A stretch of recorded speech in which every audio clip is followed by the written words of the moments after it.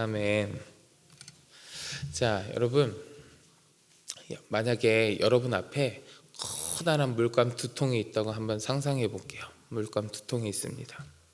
한쪽 물감은 하얀색, 한쪽은 검은색 이렇게 있는데, 여러분이 이제 큰 다라이에다가 하얀색 물감을 전부 쏟아 부었어요. 전부 다 쏟아 부었습니다. 그리고 거기에 다른 통에 들어있던 검은색 물감을 요만큼 떨어뜨리고 막 섞습니다. 그러면 이 다라이에 어떤 색 물감이 있을까요? 희끄무리한 거 있겠죠. 희끄무리한 물감. 검은색이 들어왔으니까 아예 하얗지는 않을 거고, 뭐 조금 더 많이 들어오면 회색이 될 거고, 희끄무리한 물감이 있을 거라고요. 그럼 반대로 큰 다라이에다가 검은색 물감을 이렇게 잔뜩 왕창 다 쏟아놨어요. 그리고 거기에 하얀색 물감을 요만큼 떨어뜨려서 막 섞었습니다. 그럼 거기에는 어떤 색 물감이 있을까요? 검은색이에요. 막 하얀색이 좀 섞였으니까 검은색을 뭐라고, 거뭇그물이 아니요. 근데 안 그래요. 흰색을 요만큼 섞으면요 그냥 검은색이에요.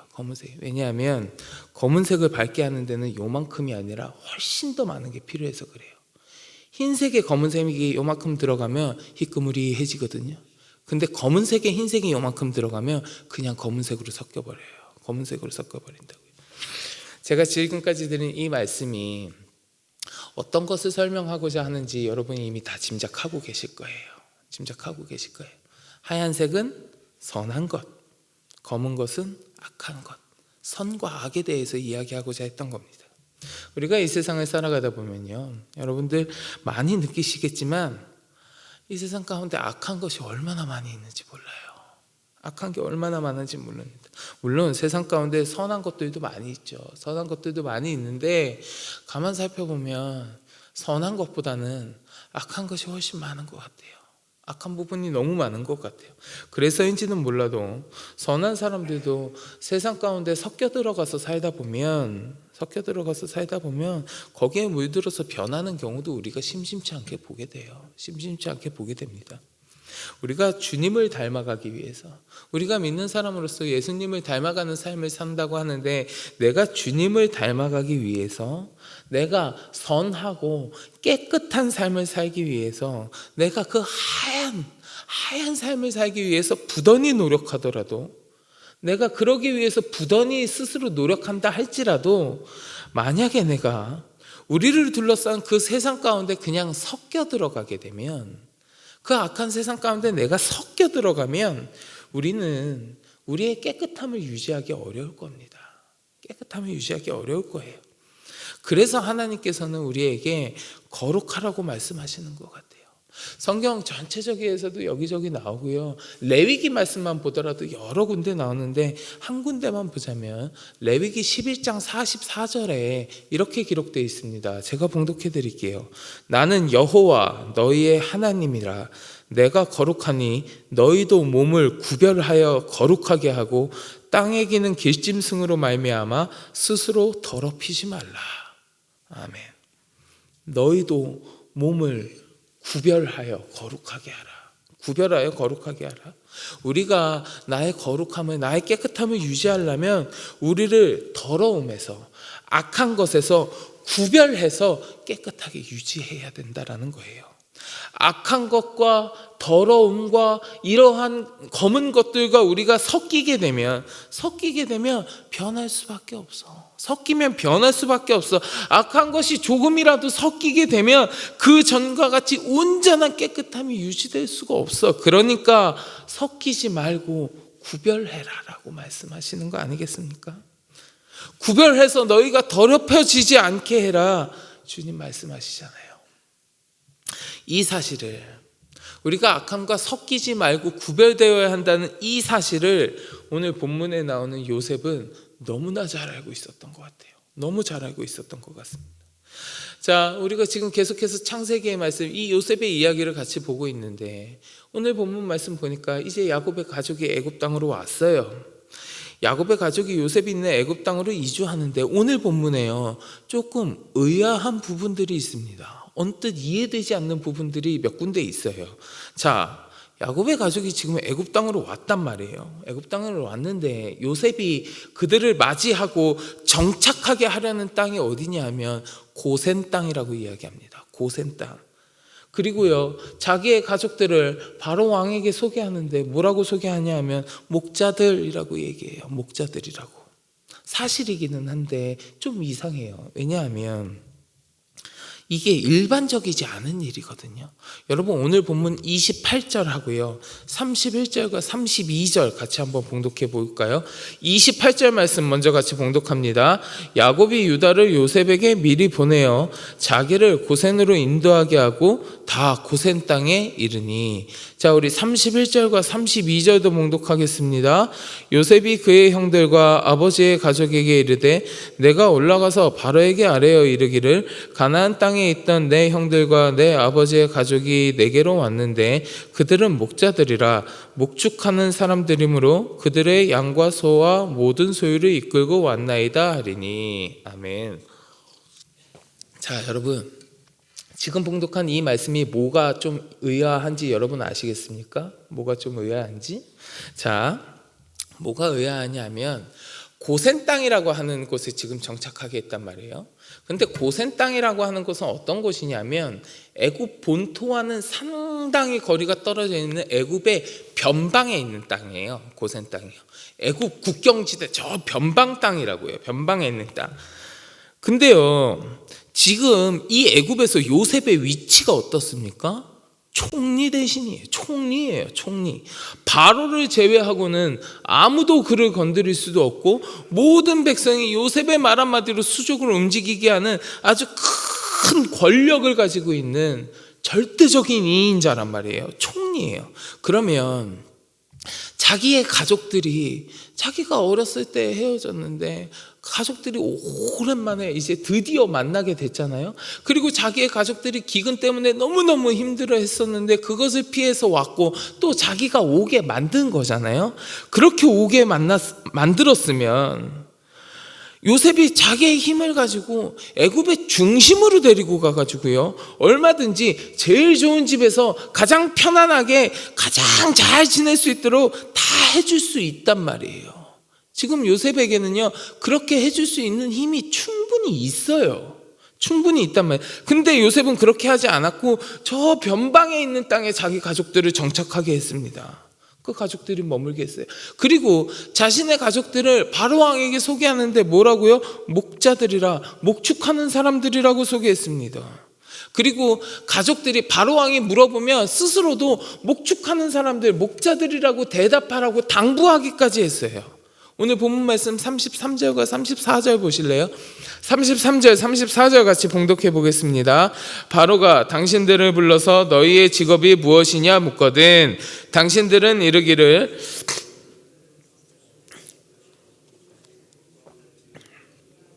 우리와 우리 선조가 다 그러하니이다 하소서. 애굽 사람은 다 목축을 가증히 여기나니 당신들이 고센 땅에 살게 되리이다. 아멘.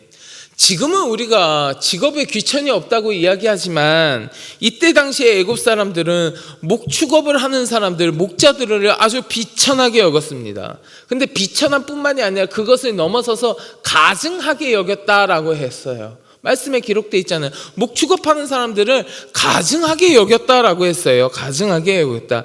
왜냐하면 애굽 사람들이 경험적으로 알아요. 농사를 막 짓는 농경민보다 이렇게 목축업을 하는 유목민들이 훨씬 드세고 막 거칠고 야만적이다. 그래서 좀 냉대하는 분위기가 있었어요. 그리고 역사적으로도 자신들을 괴롭혔던 사람들, 유목민들에게 괴롭힘을 당했던 경험이 있어서 반발감도 심했고요. 또 결정적으로 애굽은요 우상 숭배가 만연해 있던 나라거든요. 무슨 소나 염소나 이런 것들에 대한 신상을 만들어 놓고 우상 숭배가 만연해 있던 나라인데 자신들이 신으로 섬기는 그 소와 염소와 이런 것들을 잡는 목축업을 하는 사람들이니까 그 사람들의 목자들을 향한 혐오감 이런 것들이 막 합쳐져서 이 애굽 사람들은 이 목축업, 목자들을 아주 가증하게 여겼다라는 겁니다. 근데 이 모든 것을 잘 알고 있던 요셉이 굳이 자신의 가족을 목자들이라고 소개하는 거예요. 제일 좋은 곳에서 떵떵거리면서 살 수 있도록 모든 것을 해줄 수 있는 힘과 권력을 가지고 있던 요셉이 자신의 가족을 비천하고 가증히 여기는 목자들이라고 일부러 밝히면서 저 변방 땅에 정착하도록 노력하고 있단 말이에요. 여러분, 이 모습, 이 사실을 보면 좀 의아하지 않으세요? 여러분들이 요셉이었으면 어떻게 하셨겠어요? 내 가족들이 어려움에 처했는데 나에게로 왔어요. 근데 내가 엄청난 힘을 갖고 있어. 그럼 그 가족들을 어떻게 하시겠냐고요. 좋은 곳에서 잘 먹고 잘 살게 해주는 게 그게 일반적인 것 아니에요? 저 변방 땅에서 가증히 여기는 직업을 가진 사람들입니다 소개하면서 저 변방 땅에 정착하게 하여 주옵소서. 이게 어떻게 일반적이에요? 이상한 모습이죠. 이상한 모습이지. 어찌 생각해보면 자신을 버리고 자신을 애굽에 팔아넘긴 형들에 대한 복수인가? 이런 생각이 들 정도로 의아한 모습이란 말이에요. 사실은 의아하다고요. 근데 요셉의 이러한 행동이 결코 형들에 대한 복수 같은 게 아니죠. 복수 같은 행동이 아닙니다. 오히려 우리의 생각으로는 좀 의아할 수 있는 이런 행동은 자신의 가족들을 지키기 위한, 하나님이 택하신 주님의 백성으로서의 삶을 지켜낼 수 있도록 하기 위한 결단이에요. 결단. 애굽이 어떤 나라입니까? 하나님 보시기에 가증한 것들이 그 문화 안에 만연해 있던 나라예요. 그 문화 안에 악이 가득한 나라라고요. 풍요와 쾌락을 추구하고 우상 숭배가 만연해 있는 나라였다고요. 이러한 애굽에서 야곱을 비롯한 그의 가족들이 들어오게 된다면 그들은 그저 소수 집단에 불과할 뿐이에요. 그 애굽 사회 가운데 야곱의 가족이 들어오면 그들은 소수에 불과할 뿐입니다. 때문에 그 애굽의 중심에서 애굽 사람들과 같이 살며 그들의 문화 안에 이 야곱의 가족이 들어간다면 그들의 악한 가운데 섞여 들어갈 것은 불보듯이 뻔한 일이었어요. 아주 자명한 일이었다고요. 그들의 악함과 섞여버렸다면 이 야곱의 가족은요, 하나님으로부터 멀어졌을지도 모릅니다. 요셉은 이걸 너무 잘 알고 있었기 때문에, 요셉이 이 사실을 잘 알고 있었기 때문에 자신의 가족이 그 악함 가운데 섞여 들어가지 아니하도록, 자기의 가족이 그 악함에 물들지 않기를 바라는 마음으로, 그런 마음으로 이렇게 결단하고 행하는 거예요. 이런 상황 가운데에서, 그 모든 상황 가운데에서 거기 안에서 살아가면서 요셉은 하나님 중심적으로 살면서 그 모든 악한 것들을 다 지켜보고 있었잖아요. 그러니까 자신 가족들의 믿음, 신앙, 그 거룩함, 이것들을 지키기 위해서 최대한 그들을 애굽으로부터, 그 악함으로부터 멀리 떨어뜨려 놓은 거라고요. 구별해 놓은 거라고요. 요셉이요. 자신의 가족들이 목축업을 한다고 일부러 이야기하고 고센 땅에 머물게 해달라고 바로에게 이야기한 거죠. 구별하기 위해서, 자신의 가족을, 하나님의 백성을 세상의 악함으로부터 구별하기 위해서. 이런 요셉의 계획과 생각은 그 뜻대로 잘 이루어집니다. 우리 오늘 본문 말씀 4절부터 6절까지 함께 봉독해 볼까요? 4절부터 6절 같이 봉독합니다. 그들이 또 바로에게 고하되 가나안 땅에 기근이 심하여 종들의 양떼를 칠 곳이 없기로 종들이 이곳에 거류하고자 왔사오니 원하건대 종들로 고센 땅에 살게 하소서. 바로가 요셉에게 말하여 이르되 내 아버지와 형들이 내게 왔은즉 애굽 땅이 내 앞에 있으니 땅의 좋은 곳에 내 아버지와 내 형들이 거주하게 하되 그들이 고센 땅에 거주하고 그들 중에 능력 있는 자가 있거든 그들로 내 가축을 관리하게 하라. 아멘. 요셉은 자신의 가족을 악함으로부터 구별하였습니다. 자신의 가족들이, 자신의 조상들이 지금까지 지켜온 그 거룩함, 그 믿음, 그 신앙을 온전케 유지하기 위해서 그 악함으로부터 구별해냈어요. 얼마든지 제일 좋은 집에서, 가장 좋은 곳에서 가증히 여기는 목자라는 취급받지 아니하면서 얼마든지 잘 살 수 있게 할 수 있었어요.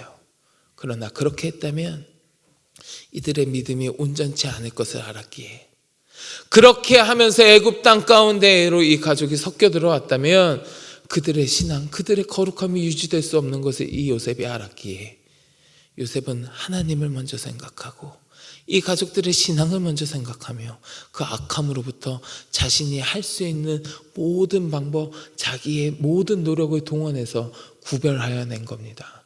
요셉이 거룩함을 지킨 거예요. 사랑하는 성도 여러분, 오늘날 우리는요, 아무도 없는 무인도나 아니면 무슨 수도원 같은 데 들어가서 24시간 말씀만 보고 기도만 하고 다른 것을 일체 아무것도 하지 않는 그런 삶을 살지 않는 한, 아니 그런 삶을 산다고 하더라도 이 세상과는 완전히 동떨어져서 살 수는 없습니다. 완전히 분리돼서 살 수는 없습니다. 하지만 그렇다고 해서 우리가 세상 가운데 만연해 있는 악함과 섞이는 것이 괜찮다는 것도 절대로 아닙니다. 우리는 분리되어져서 살 수는 없지만 구별되는 삶을 살아야 된다는 거예요. 분리될 수는 없지만 우린 구별돼야 됩니다. 좋은 게 좋은 거라고 세상과 타협하면서 살다가는, 악함과 타협하면서 어쩔 수 없는 거잖아. 좋은 게 좋은 거지. 너무 고집 피우지 말자. 그러면서 구별하지 아니하고 타협하면서 살면 우리의 믿음을 잊어버리게 되고 하나님으로부터 멀어지게 될 수밖에 없어요. 우리의 거룩함, 우리의 깨끗함 가운데 악함이 요만큼이라도 섞여 들어오면요, 더 이상 온전히 깨끗하지 않다니까요. 그렇게 우리가 어떻게 해야 됩니까? 구별하는 거예요. 섞이지 아니하도록 구별. 오늘 본문에 나오는 야곱의 가족, 이 요셉이 행하였던 것처럼 세상과 타협하지 아니하고 구별되어져서 우리의 믿음을 지켜내고 더 나아가서 거룩하라고 말씀하신 주님의 선한 영향력으로 세상 가운데 주님의 선한 영향력을, 이 거룩함을 퍼뜨리는 거룩한 주님의 백성의 삶이 여러분들의 삶이 되시기를 주의 이름으로 간절히 축원합니다. 우리 같이 기도하겠습니다. 하나님, 이 세상과 타협하지 않게 하여 주옵소서. 악한 가운데 섞여 들어가지 않게 하여 주옵소서. 악함으로부터 구별되어 너희는 깨끗하고 거룩하라고 말씀하신 주님, 그 말씀대로 살아갈 수 있도록 하나님 나를 붙들어 주시옵소서. 함께 기도하시고 마음속에 간절한 기도의 제목을 놓고 같이 기도하겠습니다. 우리 주여 삼창하고 같이 기도합니다. 주여.